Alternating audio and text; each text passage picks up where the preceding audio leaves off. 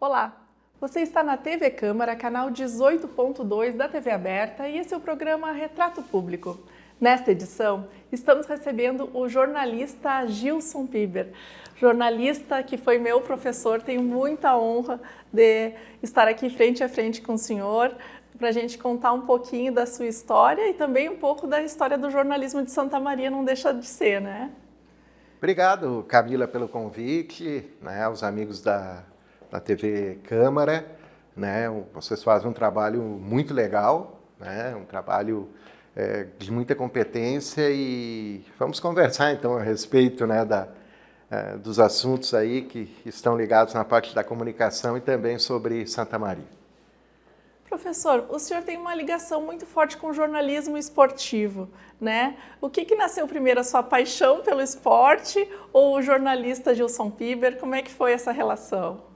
Foi o esporte, né? Foi o esporte porque eu fui morar na zona norte de Santa Maria, mais precisamente na rua Gonçalves Dias, né, em 1973. Então eu tinha 5 anos, né, e toda a minha juventude, adolescência foi ali, né? E nós tínhamos uma quadra, né? Uma quadra de areia que era um local de propriedade do seu Luiz Coelho, né? E a gente jogava, né? Jogava futebol, mais para futsal, mas no Areião. O Areião virou um clube, né? Um time, e desse time tinha disputa de torneios no Clube Atirador Esportivo, vários locais da cidade, assim, né? Jogavam as equipes principais, e nós, garotos, também tínhamos as equipes de base, né, que a gente participava.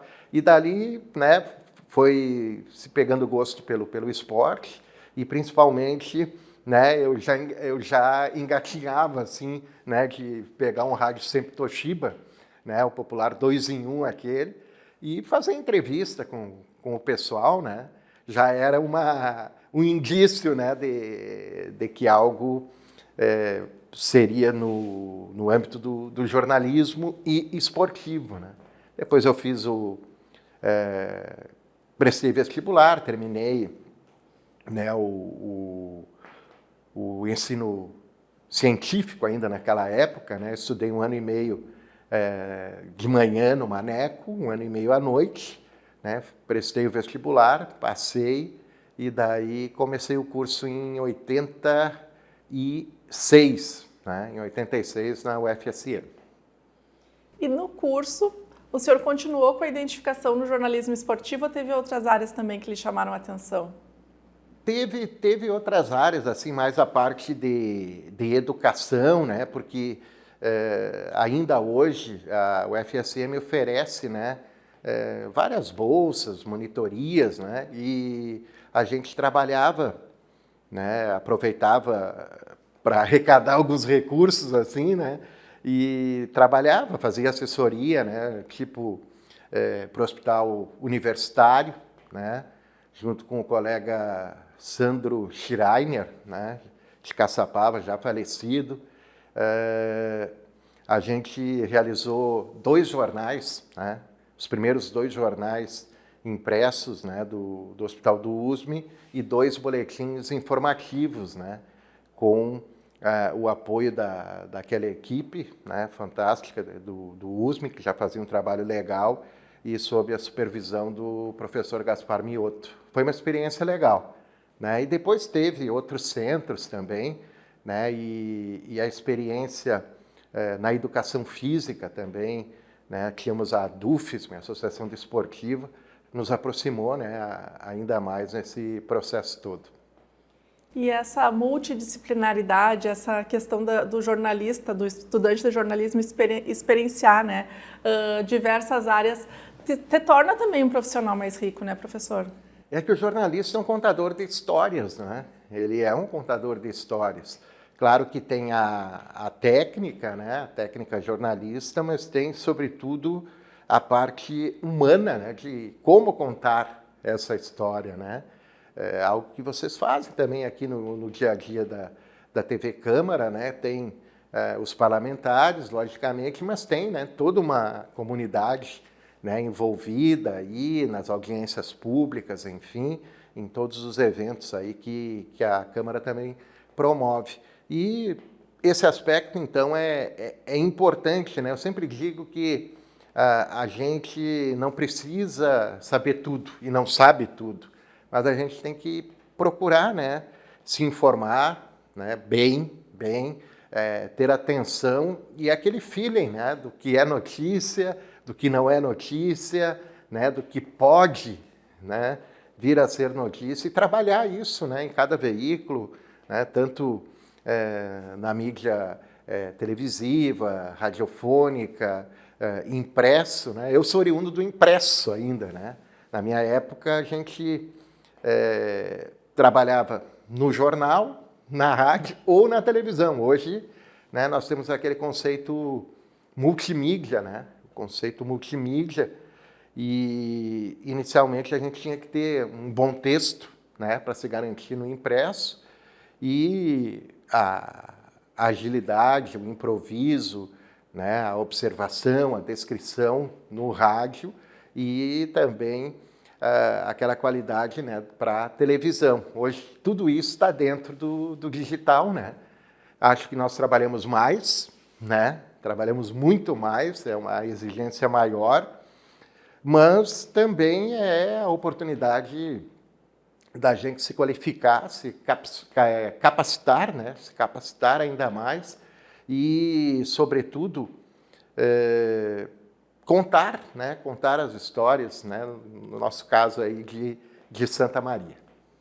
Professor, e a questão que vem junto com esse profissional multimídia, que seria a precarização, né? O que a gente vê nas TVs hoje é que o jornalista, ele dirige o carro, ele é cinegrafista com o seu celularzinho ali e ele faz a entrevista ao vivo. O senhor acha que isso traz qualidade à informação? Eu acho que é uma prática que não contribui, né? Não contribui porque, como você falou, né, tem um aspecto da precarização, né? Eu acho creio que o jornalismo ele necessita, né, de profissionais completos, né? Mas no momento né, que eu estou dirigindo o carro da empresa, né, eu estou tirando a vaga de um motorista. No momento que eu estou agindo como cinegrafista, né, aquela vaga poderia ser ocupada por um cinegrafista. E quanto mais gente, eu sempre zelei, né, tu trabalhaste comigo, né, 4 anos praticamente, né, e a gente lamenta, né, lamenta esse aspecto assim da precarização da profissão, né. Cada vez, como eu disse, se trabalha mais, isso é natural, né, vale para o rádio, para a TV, para o jornal, para o digital, nem se fala, né? E eu até criei uma frase que a gente tem que ser um profissional multimídia, mas o salário é monomídia, né? E os jornalistas, os profissionais, eles têm família, têm boletos, né? Têm seus compromissos, né, para serem cumpridos. E essa questão da precarização, ela atrapalha muito. A gente sabe, né, das dificuldades também de quem empreende na área da comunicação, mas é muito difícil. Assim, todo ano, né, o sindicato busca, né, aquele acordo, aquela convenção coletiva, né, e é algo que se arrasta, que é difícil. Então, isso é muito complicado, assim. Eu acho que isso atrapalha muito, né? Então, para te ser um profissional de imprensa, um profissional de comunicação, tu tem que gostar muito daquilo que tu faz, né? Porque, do contrário, tu busca, né? Busca outra profissão. Você veja aí a questão também dos professores, né? Os professores da educação básica, é difícil, sabe? É difícil. e isso faz com que muitos jovens aí repensem, né? Repensem na profissão que vão seguir. Agora, se me perguntasse se eu me arrependo, não me arrependo. Acho que eu teria que ser jornalista, né? E nessa caminhada, assim, a gente aprende a cada dia. É um trabalho coletivo, tem que ser um trabalho em equipe, né? A gente pode não gostar muito do colega, ter uma bronca aqui, uma bronca ali, mas o trabalho é profissional e é um trabalho em equipe, né? E essa história de você fazer tudo sozinho, isso não existe, não contribui, né? E, infelizmente, a nossa categoria, né, é uma categoria desunida, né? É uma categoria que falta uma união maior, né? Porque se tivéssemos essa união e essa capacidade, né, de buscar melhorias, né, no aspecto coletivo, né, nós teríamos mais força enquanto profissionais, né? Então eu vejo dessa forma e vejo também que as dificuldades elas só vão ser amenizadas quando nós tivermos a nossa consciência, né, de classe unida, trabalhadora e buscando, né, não só para alguns, mas para todos, né, uma condição melhor de vida e de trabalho. Professor, e com o advento das redes sociais, da internet, enfim, qualquer um virou produtor de conteúdo. Qual a importância ainda de se ter o diploma de jornalismo, né, para exercer uma profissão de comunicador que seja? Como eu disse, eu acho que tem a questão técnica, né, mas tem sobretudo a questão humanista, né?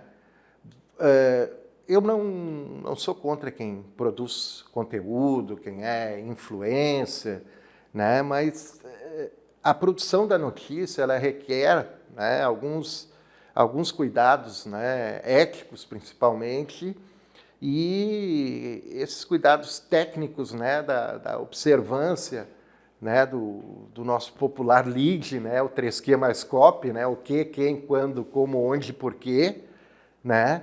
Mas esse lado mais humano, sabe? Esse lado mais humano. E se não bastasse essa dificuldade, né, das redes sociais, né, nós temos a criação das fake news, né? Muita informação falsa, né? As pessoas se informando por WhatsApp, enfim, pelas redes sociais, né? E não buscando efetivamente uma informação que tenha, né, fundamento, vamos dizer assim, né? Eu sou um defensor do diploma, né?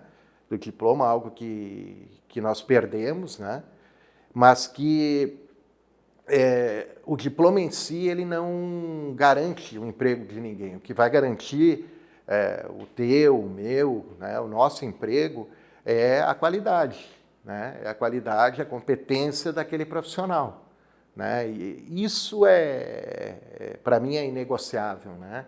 Nenhuma empresa, nenhuma instituição, ela vai ficar com um profissional que não apresente, né, um rendimento satisfatório no sentido de conhecer a profissão que exerce, de agir, né, de forma correta, de respeitar, né, a questão da cidadania, né, o aspecto comunitário, enfim. Isso é importante, sabe? Isso é fundamental. Então, pode parecer algo utópico, mas eu vejo ainda, e na Universidade Federal eu trabalho ainda com muitos profissionais em formação, né, que estão num caminho legal, estão buscando essa formação. Mas, repito, o diploma em si, enquanto diploma, enquanto, né, aquela chancela, ela por si só não vai garantir, né, o seu emprego ou a melhor colocação no mercado. Quem vai garantir é o profissional, né? E para ele garantir, ele precisa estar capacitado, estar atualizado, ser alguém que tenha essa noção, né, do seu compromisso social com a notícia, com a informação e principalmente com a cidadania e respeito, né, a esse cidadão que nos assiste pela TV, nos ouve pelo rádio, né, nos lê no jornal impresso ou, sobretudo, nos acessos, né, pela internet e no digital. Hoje o senhor é concursado da Universidade Federal de Santa Maria, atua na UniFM, na rádio da universidade, como a gente chama. Quando surgiu o advento da TV, se houve uma corrente que dizia que o rádio iria morrer. O que o senhor acha que faz com que o rádio continue cada vez mais vivo e cada vez mais as pessoas busquem o rádio, seja para informação, seja para entretenimento? Enfim, como é que o senhor vê essa permanência do rádio na nossa vida? Pois é, o rádio ele é um sobrevivente, né? E digamos assim, um bom sobrevivente, né? Na época da TV, né, se falou que o rádio ia morrer e muita gente migrou, né, do rádio para a TV.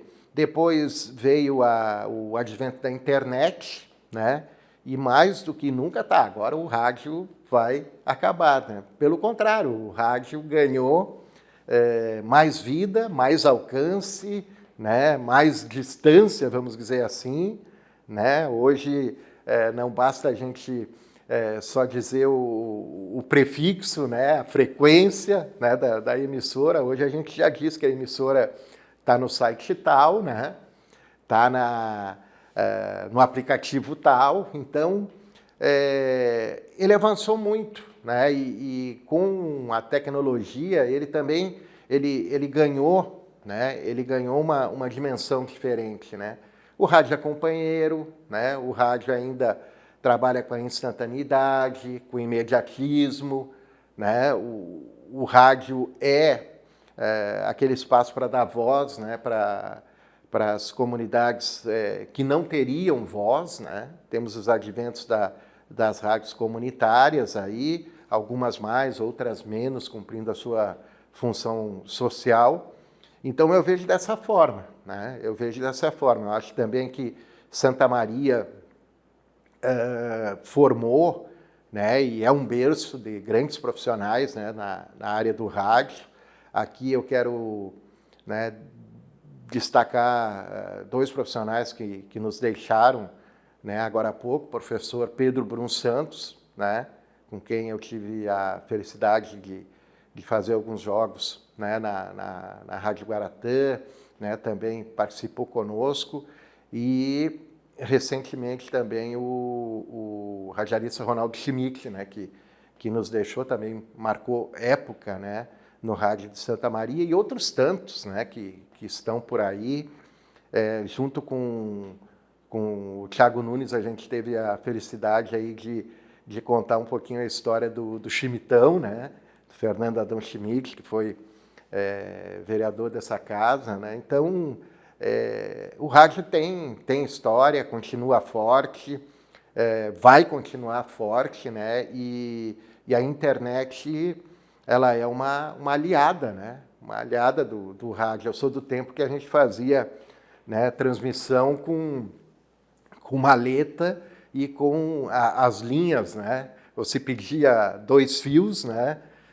Que era a transmissão, você pedia 4 fios, que era retorno e transmissão, né? Hoje a gente faz transmissão pela internet, né? Hoje tu está em casa e tu consegue, né, apresentar o teu programa, né, de casa, do local onde você está, enfim. Então, o rádio também ele é dinâmico nesse processo todo, né? Ele é muito dinâmico. E a pandemia ajudou também, né, professor, nessa questão da dinamicidade do rádio. O senhor citou, bom, eu posso fazer o programa da minha casa, como o senhor fez na pandemia, como eu fiz na TV também, na minha casa na pandemia. Foi a grande virada, né? Foi a grande virada, assim. E nos fez refletir muito, né, sobre a nossa atuação, né, e a nossa capacidade de resiliência, assim como de todas as pessoas, logicamente, né? E foi importante, eu confesso para ti que alguns momentos assim foram difíceis, né? Porque você, logicamente, dependia, né, da colaboração das outras pessoas, né, que estavam tão próximas de você, mas ao mesmo tempo tão distantes, né? E então eu me lembro que eu fazia as entrevistas por WhatsApp, né? Enviava as perguntas, pedia que as pessoas gravavam, né?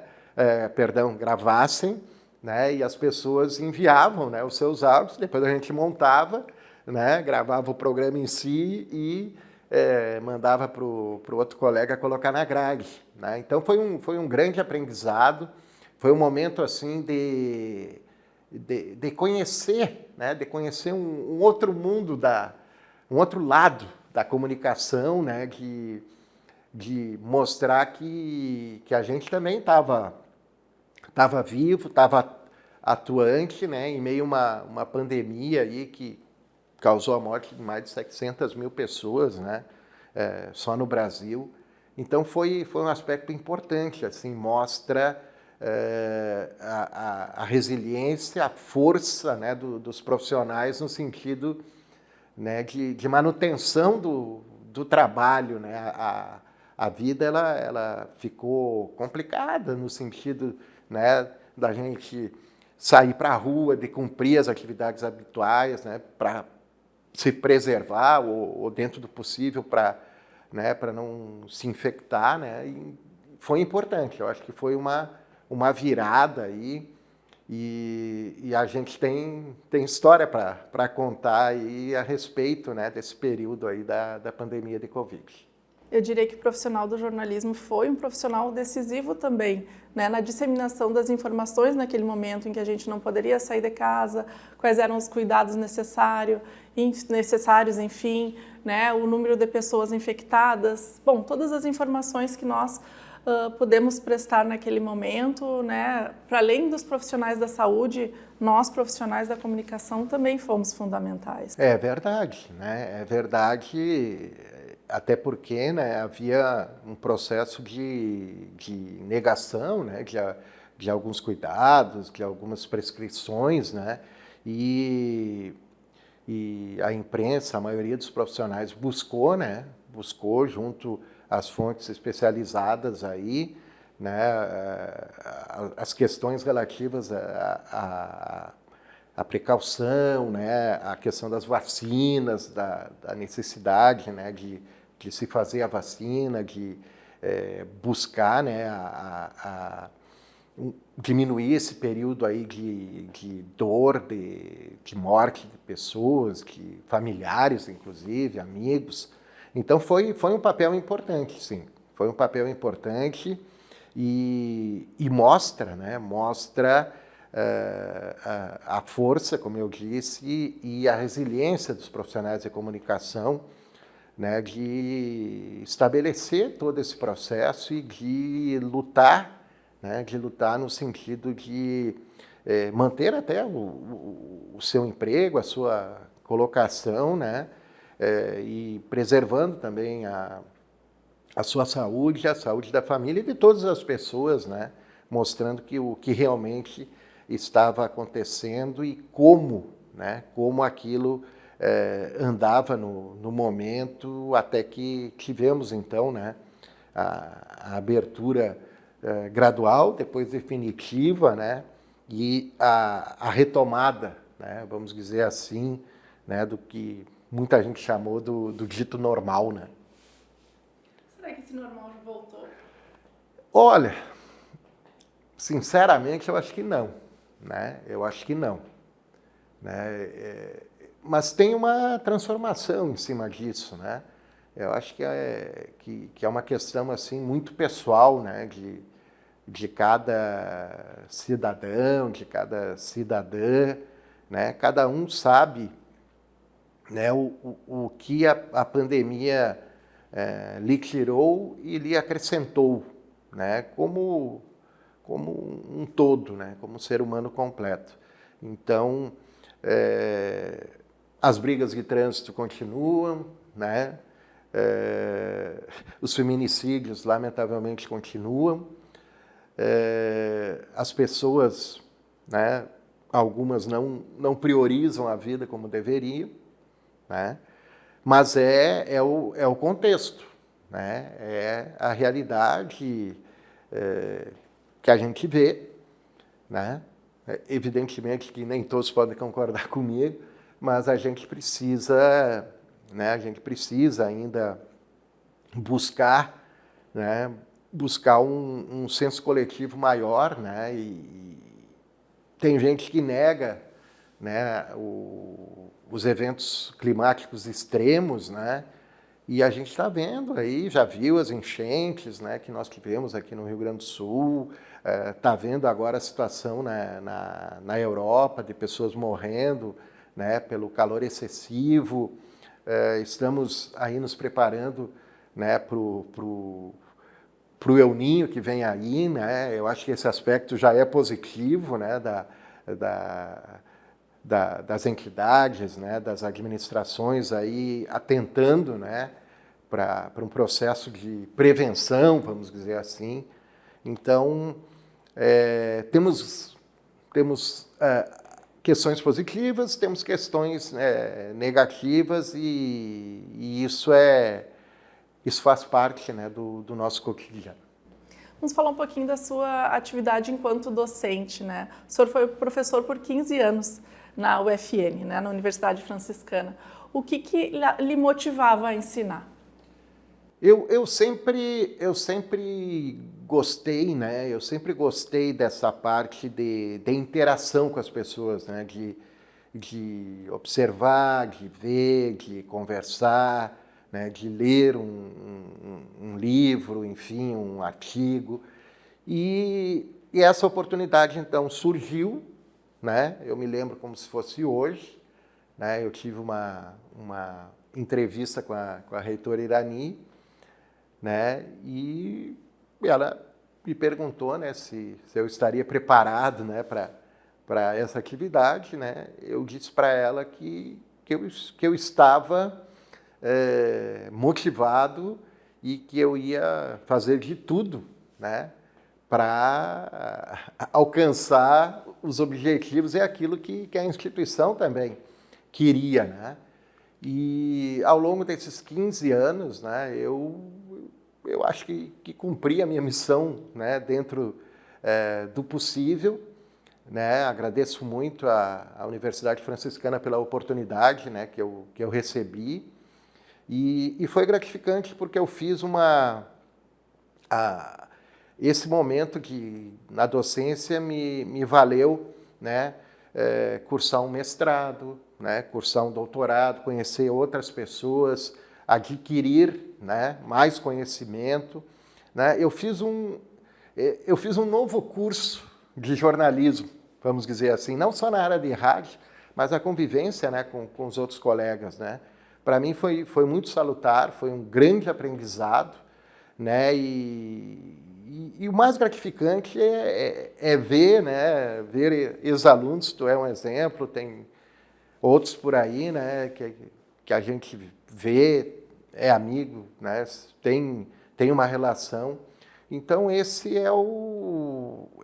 é a maior conquista, né? Não é uma conquista individual, né? É uma conquista do coletivo. Então, é ver esse pessoal empregado, trabalhando com qualidade e foi muito gratificante, assim, é algo que eu carrego com muito carinho.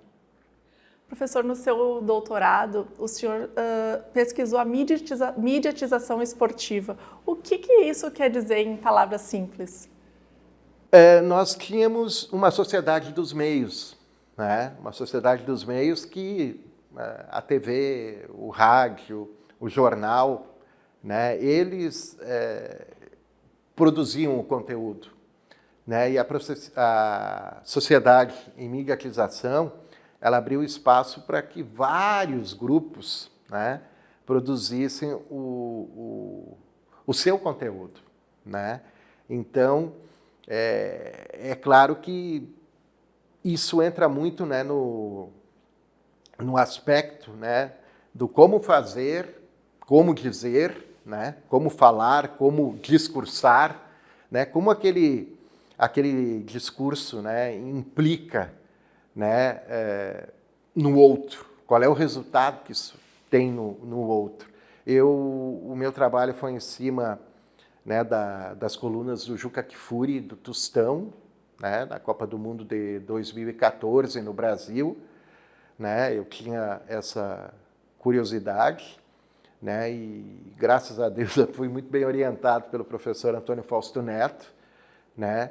E a gente percebeu, né, os modos, né, alguns aspectos relativos à narrativa, né, tanto do Tostão como do Juca Kfouri com relação à seleção brasileira, né, avaliando todo esse processo, né? Então, essa ação de mediatizar, né, ela é complexa, né? Tem os aparelhos técnico-discursivos, né? E a gente estuda muito isso, né? Está no nosso dia a dia, né? Você pode ser estudada, vamos dizer assim, na apresentação do retrato público, né?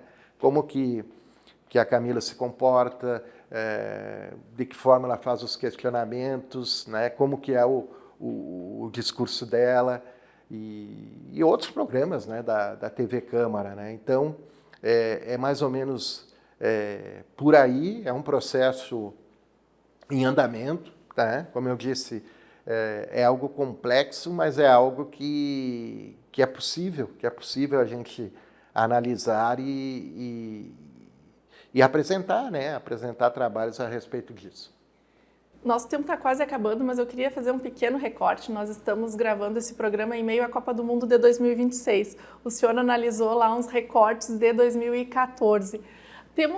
Podemos, de forma muito breve, analisar a evolução da cobertura jornalística, né, esportiva nesse período?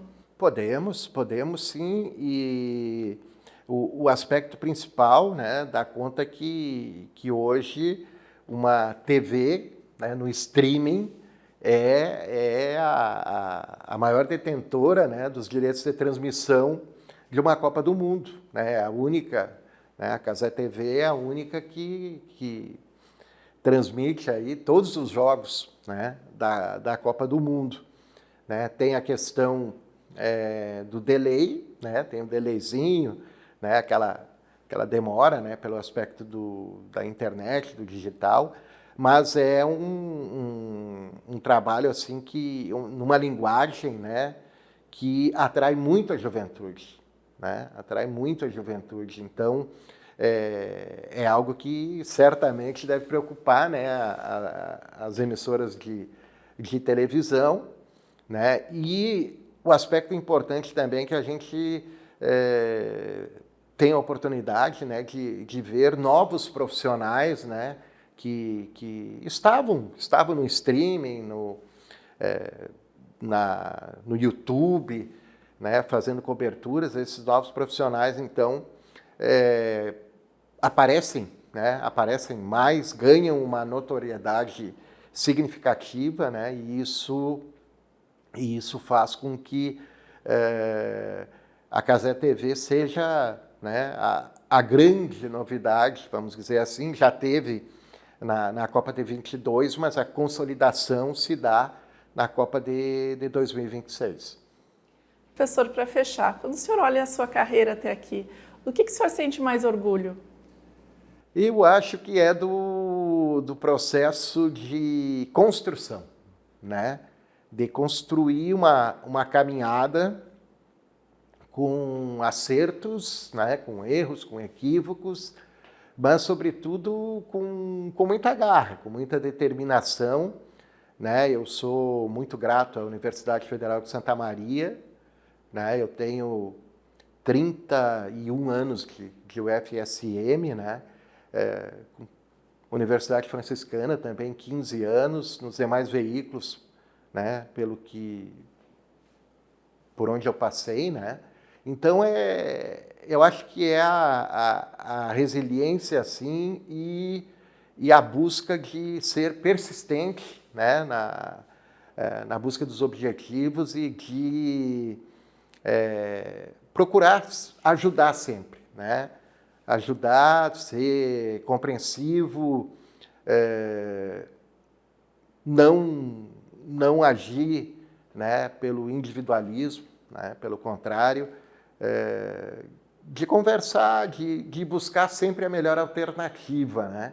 Então, eu sempre hoje, eu estava olhando o meu celular, né, e daí estava ajeitando ali, daí olhei uma foto, olhei algo antigo, né, e disse assim, pô, né, o tempo passa para todo mundo, né? Então, a gente tem que avaliar, né, qual foi o nosso percurso aí nessa caminhada e, sobretudo, né, acreditar que a gente sempre tem algo para aprender, né? E daí a minha frase é que nós somos sempre aprendizes, né? Com 5, com 10, com 15, com 40, 60, 70 anos, enfim, né? E respeitar as pessoas, né? Agir, né, com ética, com seriedade, com responsabilidade, né, e fazer o trabalho da melhor maneira possível, né, acordar, mesmo que o dia, né, não tenha aquele sol brilhando e aquele céu azul, né, mas acordar consciente que hoje eu vou fazer o meu melhor possível, né, e é isso que nos move, né, ou ao menos me move no dia a dia.